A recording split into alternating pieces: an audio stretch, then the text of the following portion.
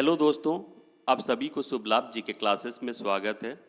आज है 7 नवंबर 2024। आइए आज की इम्पोर्टेंट करंट अफेयर्स क्लास को शुरू करते हैं। फर्स्ट क्वेश्चन, कैमन आइसलैंड में आयोजित वर्ल्ड बॉक्सिंग फेडरेशन का सुपर फेदरहार्ट विश्व खिताब 2024 किसने जीता है? और इसका आंसर है मनदीप जांगड़ा।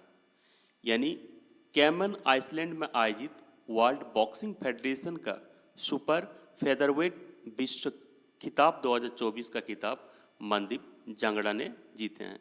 यानी इसका आंसर क्या हो जाएगा? ए, मनदीप जांगड़ा। आइए डिटेल्स में देखते हैं। भारत के मनदीप जांगड़ा ने ब्रिटिश बॉक्सर कोनोर मैकिटोन्स को हराकर वर्ल्ड बॉक्सिंग फेडरेशन का सुपर फेदरवेट विश्व खिताब 2024 का खिताब जीता है। और वर्ल्ड बॉक्सिंग फेडरेशन का सुपर फेदरवेट वर्ल्ड कप 2024 का आयोजन कहाँ किया गया था? कैमन आइसलैंड में आयोजित किया गया था। और मनदीप जांगड़ा की बात करें तो इन्होंने एशियाई चैंपियनशिप 2013 में रजत पदक जीता है और ग्लासगो राष्ट्रमंडल में 2024 के खेलों में रजत पदक जीता था। और भारत सरकार ने मनदीप जांगड़ा को 2015 में अर्जुन पुरस्कार से सम्मानित किया था। आइए अब नेक्स्ट क्वेश्चन में। 1 से 6 नवंबर 2024 तक चीन के जिंगशान में आयोजित चौथी विश्व युवा सॉफ्ट टेनिस चैंपियनशिप 2024 में भारत की तनुश्री पांडे ने कौन सा पदक जीते हैं? और इसका आंसर क्या है? रजत पदक यानी सिल्वर मेडल। यानी इसका आंसर क्या हो जाएगा? B, silver medal. यानी 1 से 6 नवंबर 2024 तक चीन के जिंगशान में आयोजित चौथी विश्व युवा सॉफ्ट टेनिस चैंपियनशिप 2024 में भारत की तनुश्री पांडे ने रजत पदक यानी सिल्वर मेडल जीती है। आइए डिटेल्स में देखते हैं।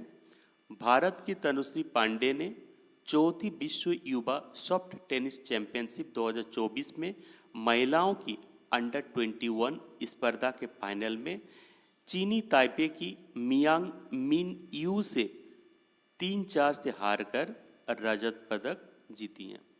और चौथी विश्व युवा सॉफ्ट टेनिस चैंपियनशिप 2024 1 से 6 नवंबर 2024 तक चीन के जिंगशान में आयोजित किया गया था। आइए नेक्स्ट क्वेश्चन में। रिद्धिमान साहा जिन्होंने क्रिकेट के सभी प्रारूपों से संन्यास की घोषणा की, रणजी ट्रॉफी में किस राज्यों के लिए खेलें? और इसका आंसर क्या होगा? पश्चिम बंगाल। यानी रिद्धिमान साहा जिन्होंने क्रिकेट सभी प्रारूपों से संन्यास की घोषणा की है, उन्होंने रणजी ट्रॉफी पश्चिम बंगाल के लिए खेला था। यानी इसका आंसर क्या हो जाएगा? डी, पश्चिम बंगाल। आइए डिटेल्स में देखते हैं। रिद्धिमान साहा एक भारतीय क्रिकेट खिलाड़ी हैं। ये बंगाल की ओर से रणजी मैच खेलते हैं। रिद्धिमान साहा दाएं हाथ के बल्लेबाज और विकेट कीपर हैं। रिद्धिमान साहा ने भारत के विकेट कीपर के रूप में 23 टेस्ट मैच खेले हैं और इन्हें फ्लाइंग साहा के उपनाम से जाना जाता है। और इन्होंने अंतिम टेस्ट मैच 22 नवंबर 2019 को बांग्लादेश के खिलाफ खेले थे और अंतिम एक दिवसीय मैच श्रीलंका के खिलाफ 2 नवंबर 2014 को खेले थे। और सनराइजर हैदराबाद के लिए आईपीएल के लिए इन्होंने इंडियन प्रीमियर लीग में सनराइजर हैदराबाद के लिए रिद्धिमान साहा खेलते हैं। आइए नेक्स्ट क्वेश्चन में।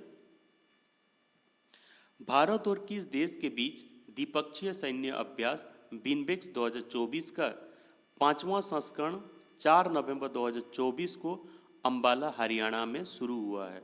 और इसका आंसर क्या है? वियतनाम। यानी भारत और वियतनाम के बीच द्विपक्षीय सैन्य अभ्यास बिनबेक्स 2024 का 5वां संस्करण 4 नवंबर 2024 को अंबाला हरियाणा में शुरू हुआ। यानी इसका आंसर क्या हो जाएगा? D, Vietnam. आइए विस्तार में देखते हैं।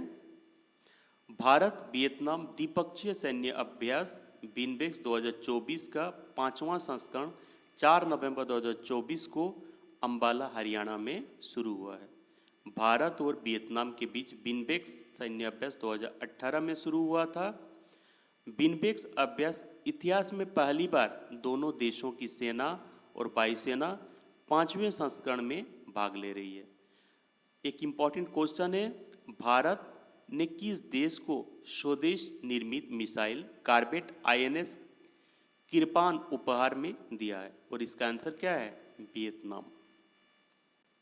आइए नेक्स्ट क्वेश्चन में,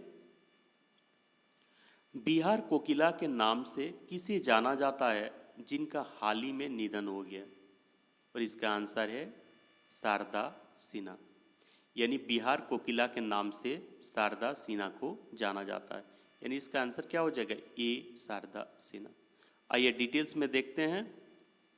श्रीमती शारदा सिन्हा लोकप्रिय लोक गायक हैं और बिहार की कोकिला के नाम से प्रसिद्ध हैं और इनका निधन 5 नवंबर 2024 को हो गया और ये 72 वर्ष की थी। देखिए, शारदा सिन्हा को 2018 में भारत के तीसरे सर्वोच्च नागरिक पुरस्कार पद्म भूषण और 1991 में चौथे सर्वोच्च नागरिक पुरस्कार पद्मश्री और संगीत नाटक अकादमी पुरस्कार से सम्मानित किया गया है। आइए नेक्स्ट क्वेश्चन में, पहला एशियाई बौद्ध शिखर सम्मेलन कहाँ आयोजित किया जा रहा है? और इसका आंसर क्या है? नई दिल्ली। यानी पहला एशियाई बौद्ध शिखर सम्मेलन का आयोजन नई दिल्ली में किया जा रहा है। यानी इसका आंसर हो जाएगा सी, नई दिल्ली। आइए अब विस्तार में देखते हैं। पहला एशियाई बौद्ध शिखर सम्मेलन नई दिल्ली में 5 से 6 नवंबर 2024 को आयोजित किया गया। पहले एशियाई बौद्ध शिखर सम्मेलन का थीम क्या है? एशिया को मजबूत बनाने में बौद्ध धर्म की भूमिका। और इसका उद्देश्य क्या है? एशियाई एकता को मजबूत करना। और मुख्य अतिथि के रूप में भारत के राष्ट्रपति द्रौपदी मुर्मू ने भाग लिया था। आइए अब नेक्स्ट क्वेश्चन में, आशीष खन्ना को देश के महानिदेशक के रूप में चुना गया है। और इसका आंसर है ISA, इंटरनेशनल सोलर ऑर्गेनाइजेशन। यानी इसका आंसर क्या हो जाएगा? BISA।